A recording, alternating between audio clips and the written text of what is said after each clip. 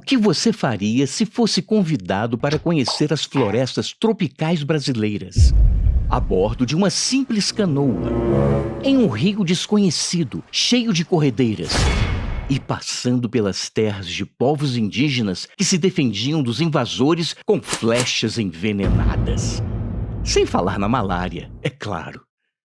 Pode parecer loucura, mas em 1914, o então ex-presidente dos Estados Unidos, Theodore Roosevelt, aceitou este inusitado convite feito pelo coronel brasileiro Cândido Mariano da Silva Rondon.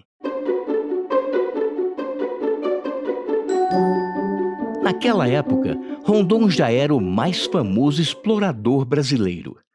Descendente de indígenas, ele era literalmente um desbravador que havia construído milhares de quilômetros de linhas telegráficas e conhecia profundamente o interior do país.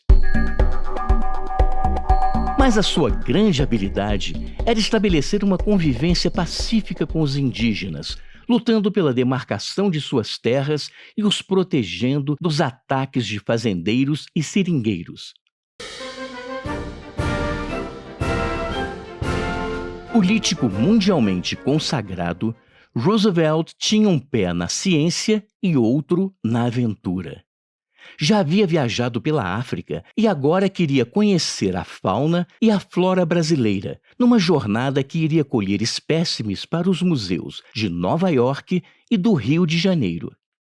Rondon foi chamado para comandar a expedição ao lado de Roosevelt e sugeriu algumas opções por trilhas seguras e conhecidas, além de uma outra que era um verdadeiro desafio: navegar o chamado Rio da Dúvida, um imenso e misterioso rio que ainda não estava sequer nos mapas. Roosevelt escolheu o caminho mais difícil. Para isso, teve que abandonar um barco confortável com o qual chegou ao Mato Grosso e percorrer centenas de quilômetros a pé, em mulas ou em pequenas canoas. Durante o trajeto, Roosevelt ficou maravilhado com a forma amistosa pela qual Rondon se relacionava com os indígenas locais, os parecis e os nambiquaras. Alguns deles, inclusive, tinham trabalho remunerado nos postos telegráficos e até escrituras de suas terras. A jornada foi se tornando cada vez mais difícil. Era preciso ter muito cuidado com as piranhas e com os insetos que devoravam as roupas dos expedicionários. A chuva contínua deixava os alimentos mofados e o rio tinha tantas corredeiras que eles eram obrigados a carregar as canoas por terra firme, em cima de troncos rolantes.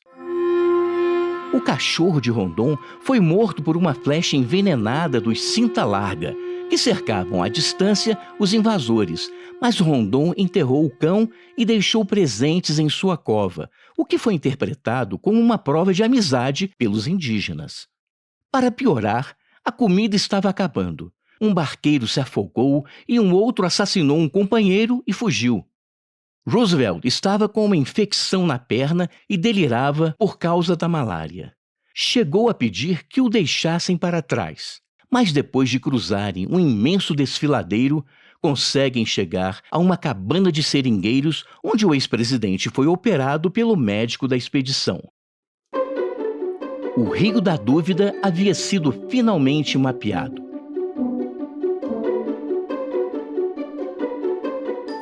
Os relatos e as imagens da expedição apresentariam ao mundo o explorador Rondon e o Brasil daquela época. Depois disso, o militar pacifista, cujo lema era "morrer se preciso for, matar nunca", continuaria seu trabalho de defesa dos povos indígenas por décadas e seria indicado ao Prêmio Nobel da Paz, por Albert Einstein. Mas, assim como Mahatma Gandhi, nunca ganharia. Sinal de que muita coisa ainda precisa ser feita.